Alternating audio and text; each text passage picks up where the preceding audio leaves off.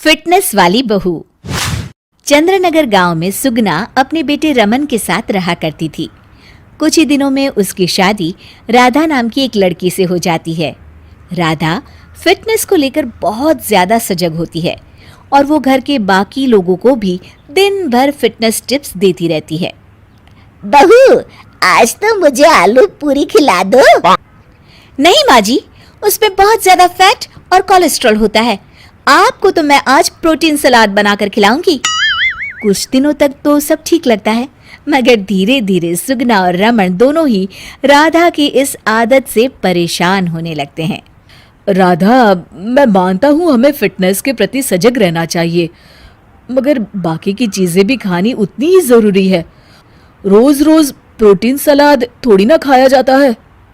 आपको तो खुद तला फला खाना है, माँ जी का तो आप बस बहाना बना रहे हो। देखो जी, जो आप खाते हो आप वही बन जाते हो। अरे मुझे ये सब ज्ञान मत दो राधा, मैं बस ये कहने की कोशिश कर रहा हूँ कि हर चीज खानी जरूरी होती है। तेल और घी भी खाना जरूरी होता है एक मात्रा में। खैर, तुम नहीं समझोगी। कुछ दिनों बाद तीज आने वाली होती है और सुगना अपने दोस्तों के लिए तीज पार्टी रखती है। अरे बहू, आज तीज है और मैंने कुछ सहेलियों को खाने पर बुलाया है। कुछ अच्छा सा उन सब के लिए पकाना। ठीक है माँ जी। शाम को सुगना की सब दोस्त आ जाती हैं। सुगना सबको अपनी बहू से मिलवाती है। अरे वाह सुगना, तुम्हारी बहू तो बहुत ही खूबसूरत है। सिर्फ खूबसूरत ही है या गुनी भी? अरे नहीं नहीं, मेरी बहू बहुत ही संस्कारी है। घर का सारा काम भी खुद करती है। थोड़ी देर सब गप्पे मारते रहते हैं। फिर राधा टेबल पर खाना लगा देती है। खाना लगा दिया है मैंने, आप सब खा सकते हैं। सब लोग टेबल पर आते हैं। अरे ये सब क्या है? आंटी, ये पालक का सूप है और वो स्प्राउट सलाद। वो सब तो ठीक है बहू, मगर खाना कहाँ है? आंटी, यही खाना है, इससे हेल्थ भी बनी रहेगी और आप सबकी उम्र में तो यही खाना ठीक रहता है। हमारी उम्र मतलब? अरे हम कोई बुढ़िया थोड़ी ना हो गई हैं। अरे ओ सुगना, अगर खिलाना ही नहीं था तो हमको बुलाया ही क्यों? सब मूड खराब हो गया तीज के दिन, चलो यहाँ से। और ये सब बोलते हुए सब औरतें चली गई। अरे ऐसा क्यों किया राधा? मैंने बोला था ना कि कुछ अच्छा बनाना। तुम्हारे फिटनेस टिप्स हर जगह अच्छे नहीं लगते। आज तुम्हारी वजह से सब मुझे इतना सुना कर गई। जाओ, अब वो पालक सूप और सलाद खुद ही खाओ। उधर रमन भी राधा की इस आदत से बहुत परेशान हो जाता है, क्योंकि वो रोज उसके टिफिन में कोई ना कोई सलाद बनाकर देती और दाल देती। और एक शाम जब रमन ऑफिस से लौटता है तो अचानक गुस्से से आग बबूला हो जाता है। राधा, ओ राधा! आ रही हूँ, चिल्ला क्यों रहे हो? चिल्लाऊंगा ही ना, आज ऑफिस में मैं बेहोश हो गया था। अरे मगर क्यों? अरे तुम जो फिटनेस के नाम पर रोज ही सलाद और दाल देती हो ना, टिफिन में उससे मेरा पेट नहीं भरता और मुझे वीकनेस की वजह से चक्कर आ गए।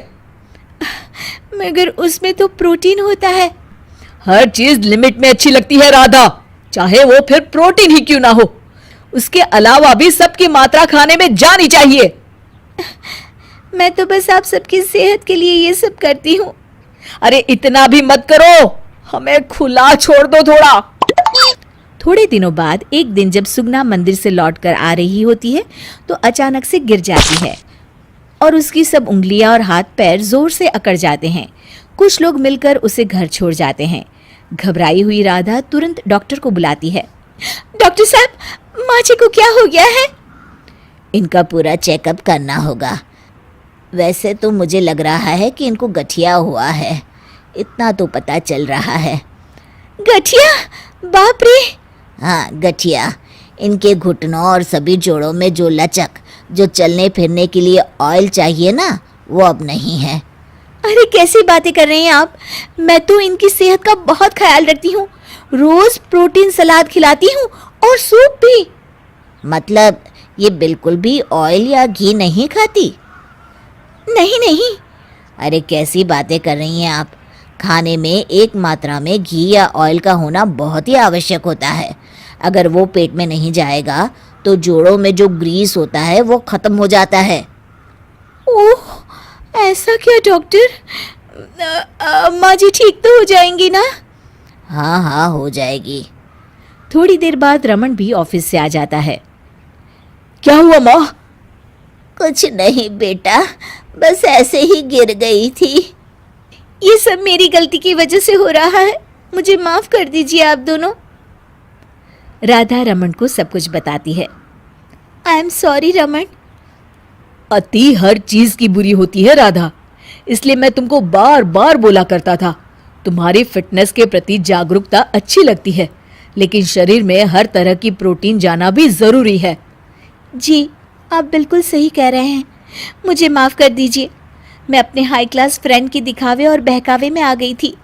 मैं दोबारा ऐसा कभी नहीं करूंगी और माँ जी का ख्याल डाइट चार्ट के मुताबिक ही रखूंगी। ये हुई ना बात।